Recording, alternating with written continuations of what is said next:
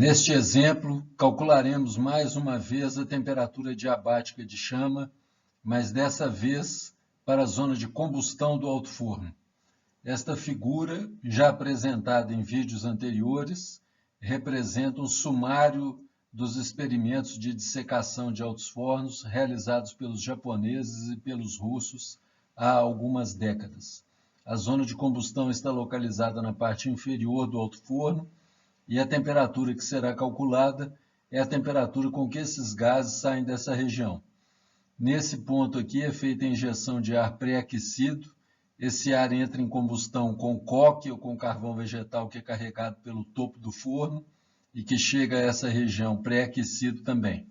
Essa temperatura dos gases é importantíssima porque afeta a temperatura do gusa e da escória e afeta a posição também das diferentes regiões no interior do alto-forno, sendo parte relevante das trocas térmicas que ocorrem no interior deste reator.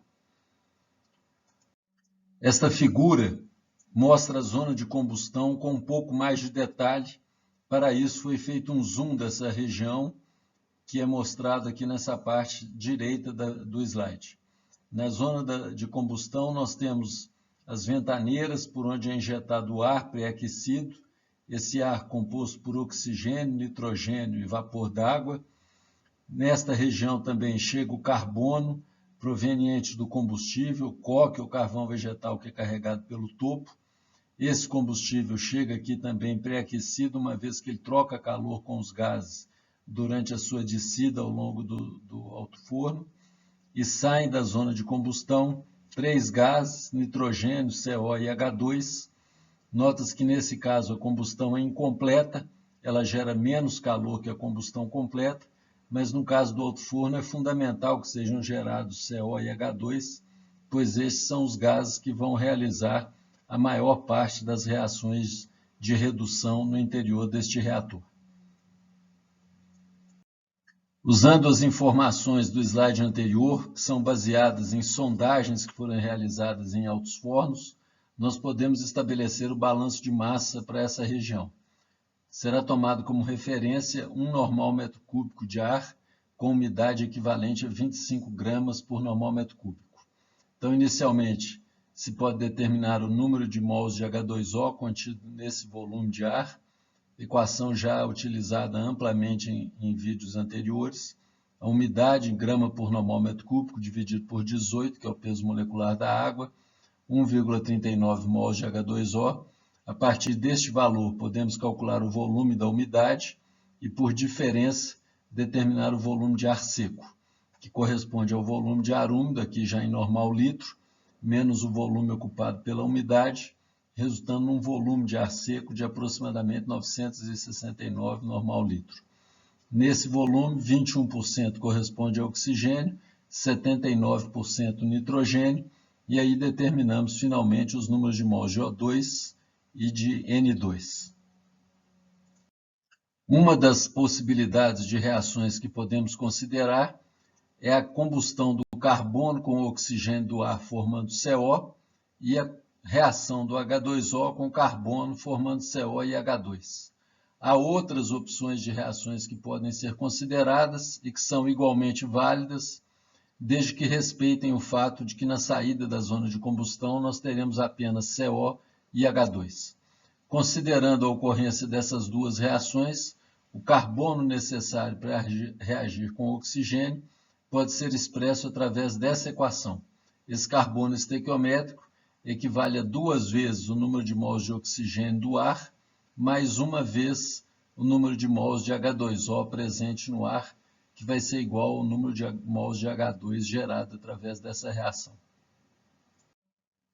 Usando a estequiometria das reações que foram apresentadas no slide anterior, nós temos que o número de mols de CO no gás produto equivale ao número de mols de carbono estequiométrico, 19,55 mols. O número de mols de nitrogênio no gás produto é o número de mols de nitrogênio no ar, e o número de mols de H2 equivale ao número de mols de H2O contido no ar. Esses valores são obtidos a partir dos números que foram calculados no slide anterior. Com o balanço de massa já concluído, podemos desenvolver o balanço térmico com o objetivo de determinar a temperatura adiabática de chama no alto forno.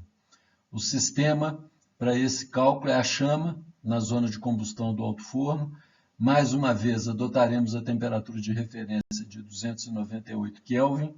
Faremos a escolha das reações, utilizaremos as mesmas reações que foram consideradas para efeito do balanço de massa, listaremos as entradas e saídas de calor para finalmente podermos calculá-las. Agora, novamente, uma visão da zona de combustão, agora já completando com a presença das reações que vão ser consideradas: combustão do carbono com oxigênio formando CO, reação do H2O com carbono formando CO e H2 e gerando os gases nitrogênio, CO e H2. Então, as reações a serem consideradas são essas duas: combustão do carbono com o oxigênio do ar e o carbono reagindo com a umidade do ar, produzindo CO e H2. Numa visão esquemática do balanço térmico, temos mais uma vez a temperatura de referência, 298 Kelvin, o ar e o carbono proveniente do coque ou do carvão vegetal, eles chegam na zona de combustão pré-aquecidos. A temperatura de pré-aquecimento do ar é estabelecida pelo regenerador de calor. A temperatura do carbono depende da temperatura de chama. Esse valor foi objeto de estudo nos experimentos de dissecação de altos fornos e utilizaremos um desses resultados aqui neste exemplo. As reações ocorrerão na temperatura de 298. A reação de combustão do carbono formando CO é uma reação exotérmica, representará uma entrada de calor, e a reação do H2O com carbono formando CO e H2 é uma reação endotérmica e, portanto, será incorporada saídas de calor. A outra saída de calor é o aquecimento dos gases produtos, que vão sair a uma determinada temperatura, que é a temperatura adiabática de chama, que é exatamente o objeto do presente exemplo.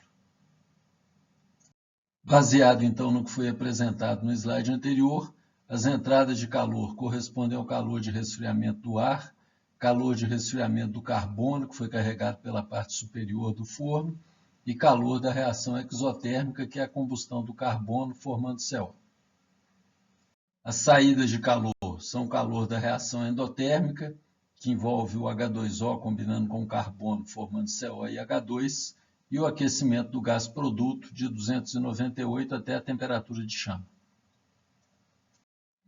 Considerando então o ar sendo injetado no alto forno a uma temperatura de 1200 Kelvin, o calor de resfriamento dele até a temperatura de referência de 298 equivale à soma dessas três parcelas, envolvendo as entalpias de resfriamento do oxigênio, do nitrogênio e do H2O na forma de vapor, multiplicados pelos respectivos números de mols desses componentes presentes no ar.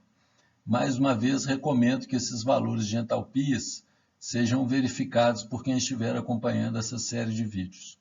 O resultado final, calor proveniente do resfriamento do ar, equivale a aproximadamente 305.500 calorias.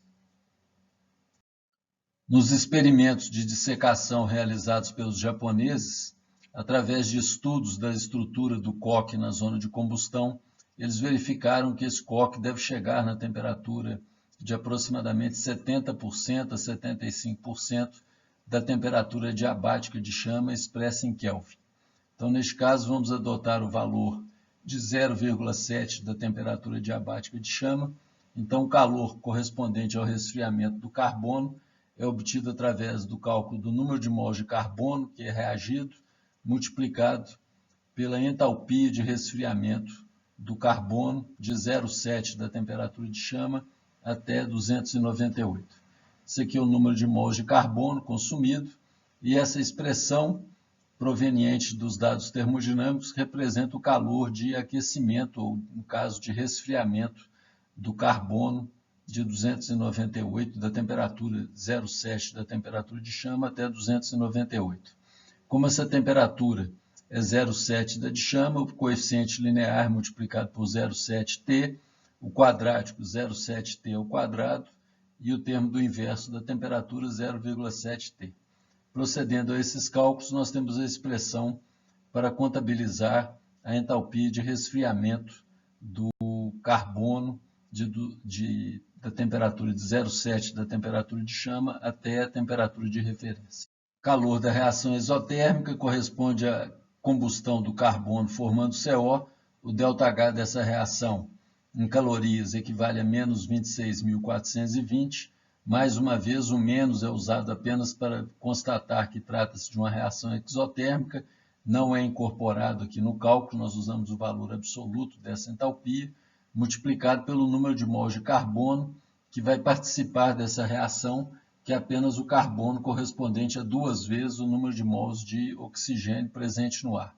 Esse valor equivale a 18,16 mols. Então, o valor correspondente à entrada de calor pela reação de aproximadamente 480.000 calorias. Calor da reação endotérmica, já agora no cálculo das saídas de calor, é proveniente da reação do vapor d'água com carbono formando CO e H2. O ΔH dessa reação é positivo, recomendo que vocês verifiquem este valor. Então, o valor é multiplicado pelo número de mols de H2O e concluímos que o calor associado a essa reação endotérmica equivale a aproximadamente 43.600 calorias. Calculando agora a entalpia de aquecimento do gás de 298 até a temperatura T, que é a temperatura de chama, esse valor é obtido pela soma dessas 3 parcelas de aquecimento do CO, do nitrogênio e do H2. Então, nesse caso, utilizaremos as expressões de entalpia de aquecimento disponíveis no dado termodinâmicos, que devem ser verificadas por vocês, multiplicados pelos respectivos números de mols de CO, nitrogênio e H2 presentes no gás produto. Mais uma vez, obtemos uma equação em função de T, com um termo linear, quadrático e no inverso da temperatura.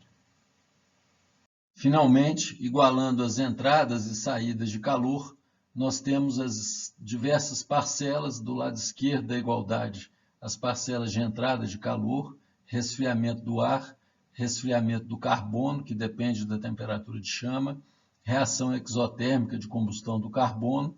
Do lado das saídas, esse valor aqui corresponde à entalpia da reação do H2O com carbono e essa daqui referente ao aquecimento dos gases produtos. Mais uma vez, nós podemos transpor termos e escrever a equação nessa forma geral, com um termo T ao quadrado, T a menos 1 e um termo independente. Essa equação, como vimos no vídeo anterior, pode ser resolvida de diversas maneiras, empregando métodos iterativos, e pode ser resolvida também utilizando o recurso do solver do Excel, que é o que foi adotado no presente exemplo. Então, aqui nesse caso, nós temos a equação final que foi resolvida, ela foi incorporada no Excel, e usando o solver do Excel foi determinado, então, uma temperatura de chama de aproximadamente 2.252 Kelvin, o que corresponde a aproximadamente 1.979 centígrados. É importante salientar que essa é a maior temperatura que será encontrada nesse alto-forno, trabalhando nas condições que foram especificadas no exemplo.